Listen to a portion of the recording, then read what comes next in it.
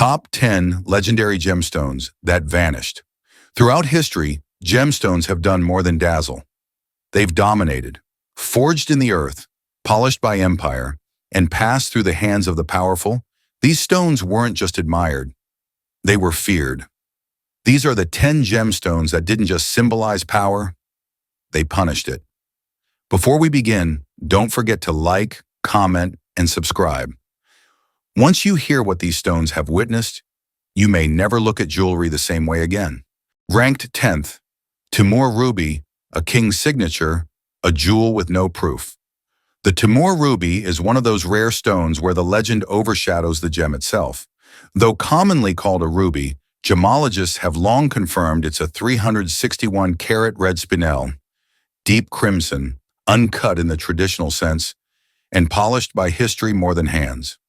What makes this jewel exceptional isn't its brilliance or symmetry, but what's carved into it. Names, not of merchants or miners, but emperors.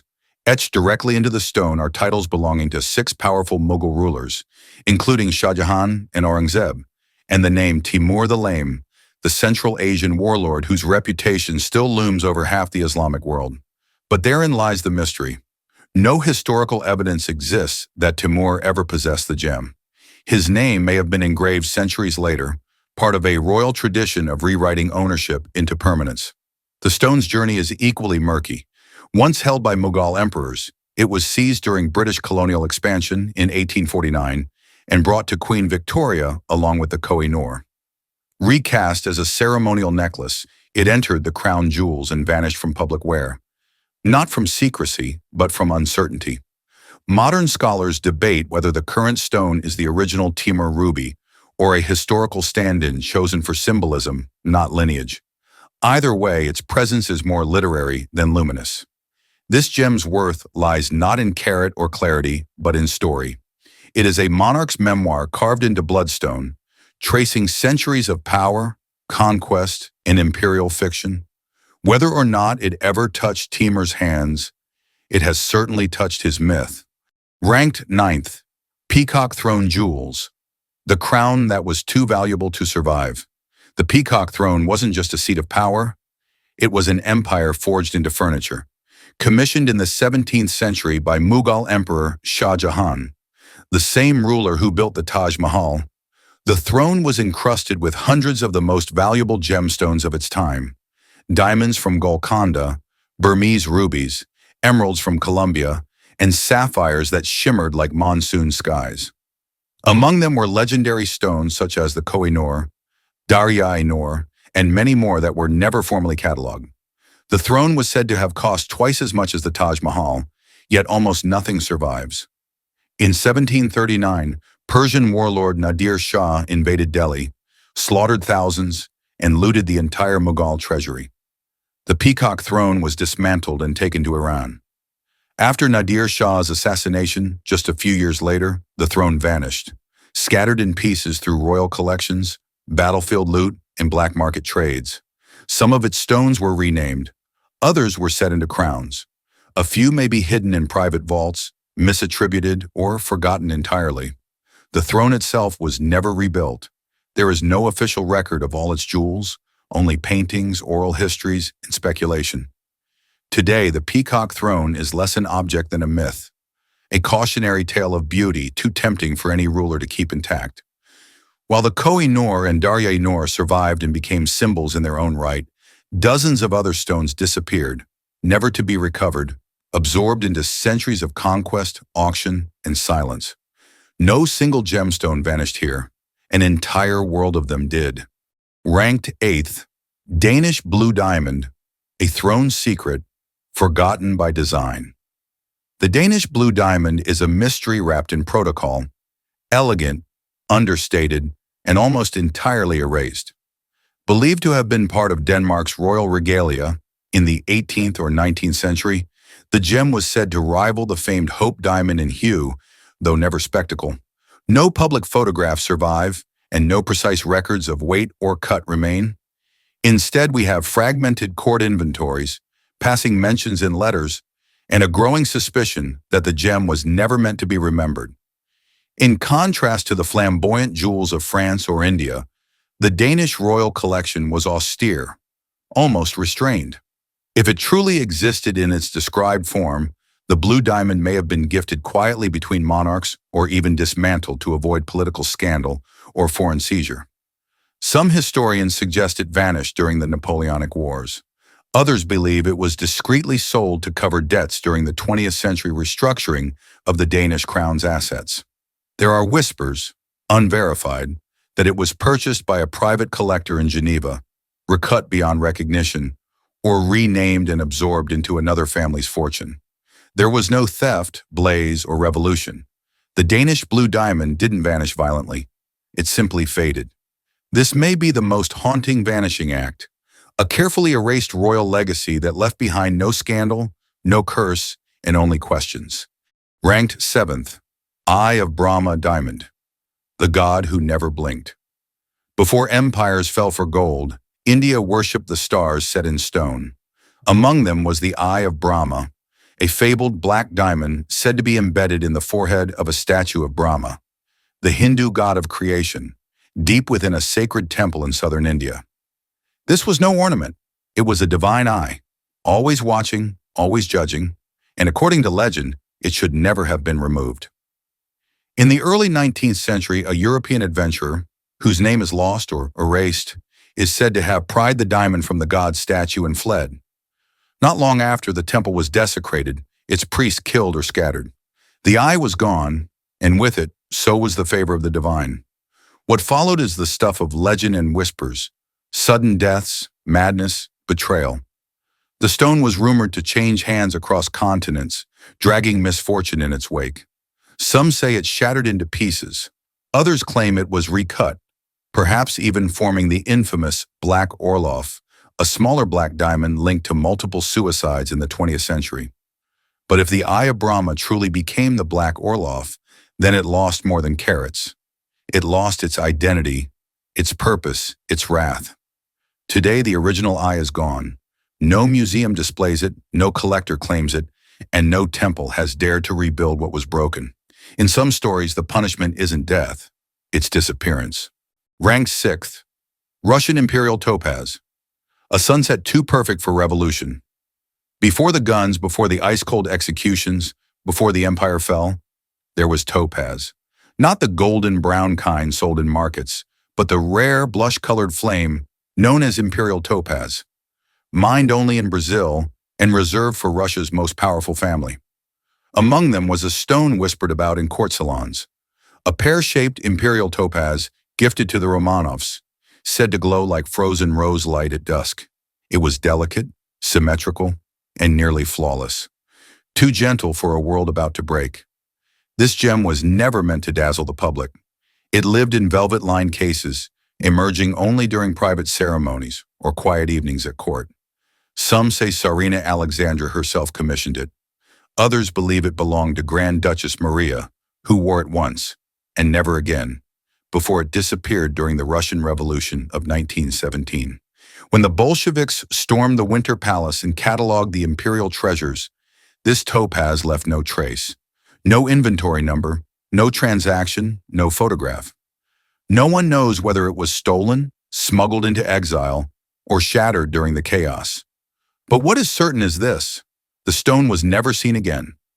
In a revolution of brutality, this gem became something else entirely, not a casualty, but a whisper, the memory of grace in a world with no more room for gentleness.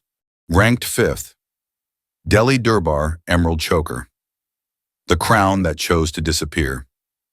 Never crafted for common eyes, the Delhi Durbar Emerald Choker was designed for dominance, not display. Created for the 1911 Delhi Durbar, the grand imperial ceremony where King George V was declared Emperor of India. This necklace stood as a glittering embodiment of colonial power. Dozens of rich green emeralds, each precisely cut and framed in platinum and diamonds, formed a piece of jewelry that was less ornament than proclamation. India's wealth was strung into a necklace for a British throat. After the Durbar, the choker entered the royal collection, worn by Queen Mary and later gifted to Wallis Simpson, the woman for whom a king gave up his throne. That was the last time it was seen. When Simpson's jewelry was auctioned decades later, the choker was missing. There is no documentation, explanation, or a record of what became of it. Some believe it was sold in secret long before her death.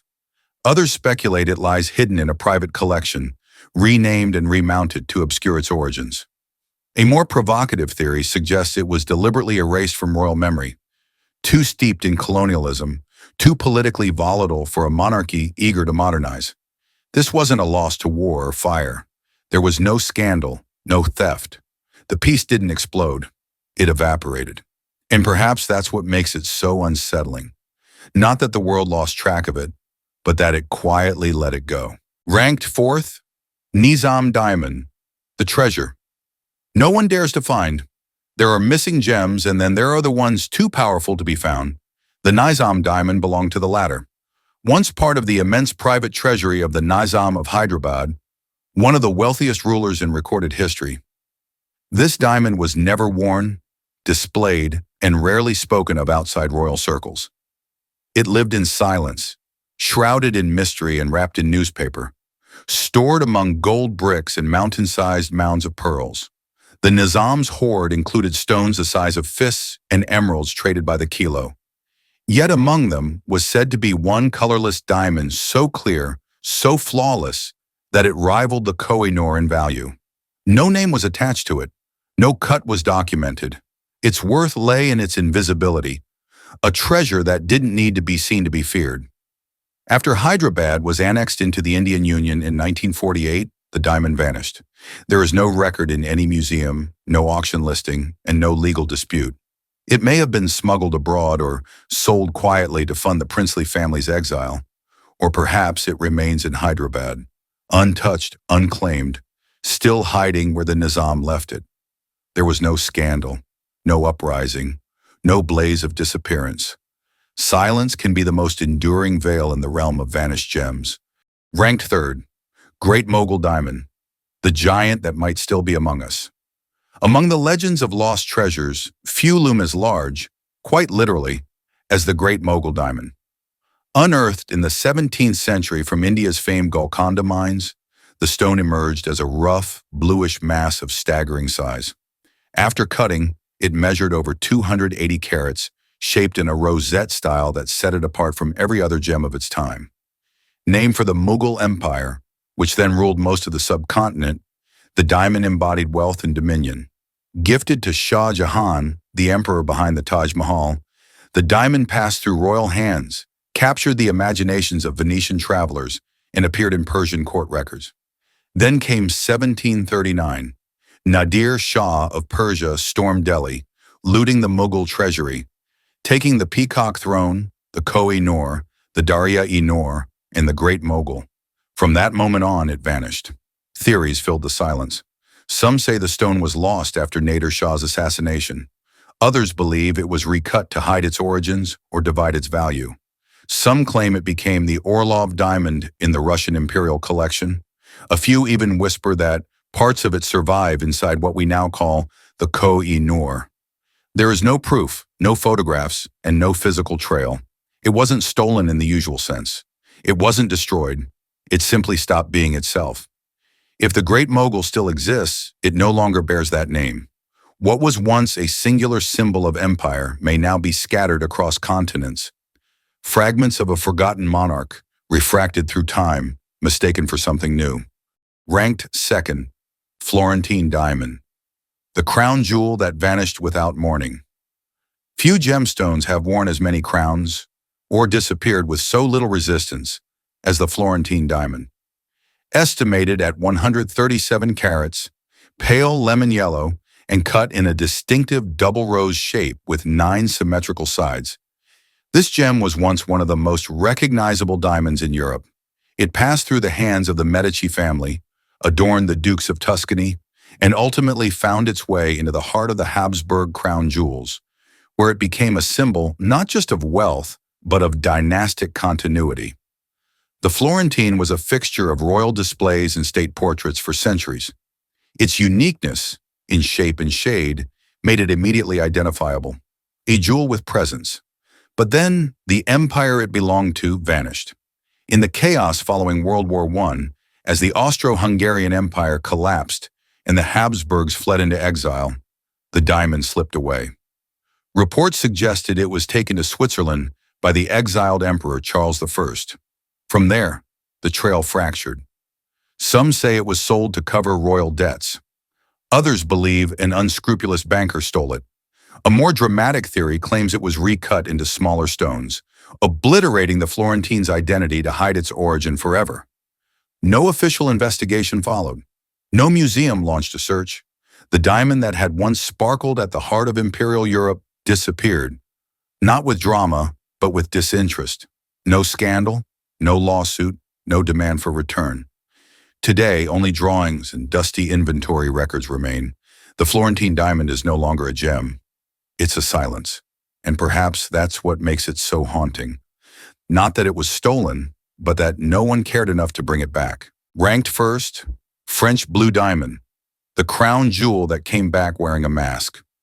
None of the vanished gemstones in history has returned with more myth, mystery, and transformation than the French blue. Originally cut from a massive rough blue diamond from India by the famed traveler Jean-Baptiste Tavernier, the stone was sold to King Louis XIV in the 1660s. Once cut, it weighed approximately 69 carats and radiated a rare steely blue glow. The king mounted it into a golden sunburst and wore it to symbolize a divine monarchy. Power chosen by heaven and reflected in the stone. This diamond sat at the center of France's regalia for over a century, passing from monarch to monarch until 1792, when the French Revolution shattered the monarchy and opened the royal treasury to looters. The French blue vanished in the chaos. No one saw it again. 20 years later, a smaller diamond, deep blue, cushion cut, weighing about 45.5 carats, surfaced in London.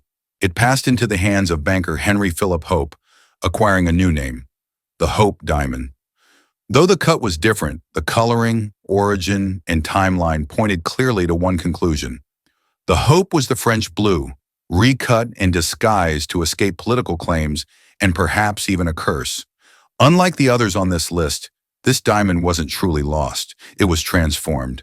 And in that transformation lies its legend. It crossed oceans, changed identities, and picked up a reputation for tragedy along the way. The Hope Diamond became famous not as treasure, but as taboo, a jewel too beautiful to own, too storied to ignore. It ranks first not because it disappeared forever, but because it didn't. It returned in another form, shedding its royal past like a snake sheds skin. And somehow in doing so, it became even more dangerous. They were worn with pride and buried in silence. These gems outlived their owner, not just in carats, but in consequences.